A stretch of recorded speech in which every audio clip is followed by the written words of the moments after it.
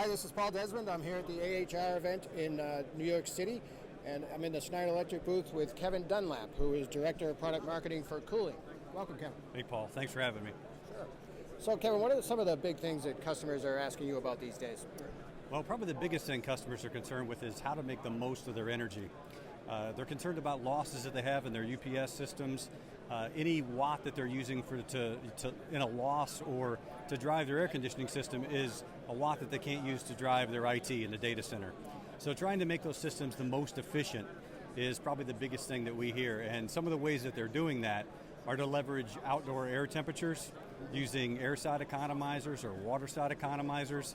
And in our product portfolio, we primarily focus on our EcoBreeze product, which is an indirect evaporative cooler, and our energy-saving crack units to leverage those outdoor temperatures and save them as much money as we can by shutting off the mechanical cooling system during the colder outdoor months.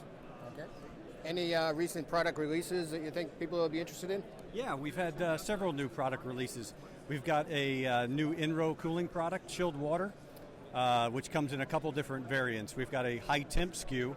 People are running their chillers much warmer these days, again, trying to save energy. Yep. And so we've got a product that's designed specifically to work at those warmer temperatures, inlet temperatures coming from the chiller. And we've also got a new generation of a low temp in-row SKU. Another one is our aisle containment system. It's a common theme, but trying to get the warmest return air temperatures back to your air conditioning system. We've had a hot aisle containment system for years, but we haven't had a cold aisle containment system for retrofitting existing data centers. So now we've got a new containment that works in both hot and cold aisle. So it's a little bit more flexible, works with third-party racks, multiple heights, varying row depths in the data center. So it's a lot more flexible solution than what we've had in the past.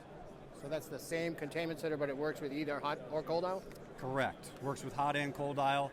Works with our racks it integrates with our racks best, but it will also work with third-party racks if it's an existing data center. It can be ceiling suspended or mount directly to the rack, so it's just a lot more flexible. And the last product introduction I want to mention is an airflow controller. So while lots of people are doing containment with either in-row or crack units or a big air handler, they're not controlling the fans on their cooling system with what's happening inside the containment. And we've got an airflow controller that looks at how much air you're moving inside and outside of that aisle, whether it's cold or hot, and tells the cooling system where to run their fans to make sure it's only moving the air that it needs to.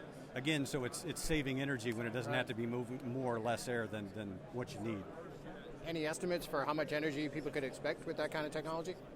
You could probably save from a traditional system, you could probably save up to 30% depending on how inefficient your cooling system is working with your containment system today. Well, that's impressive. So, data centers come in lots of different shapes and sizes. I mean, do you guys have any tools to help people select the product that's going to be a good fit for their data center? Yeah, it's a great question. We have several tools online. First, if you're just looking to figure out what architecture you're really interested in, we've got free iPad apps or Flash applications you can run directly from our website to take a look at the different architectures and maybe figure out which way you're looking to go.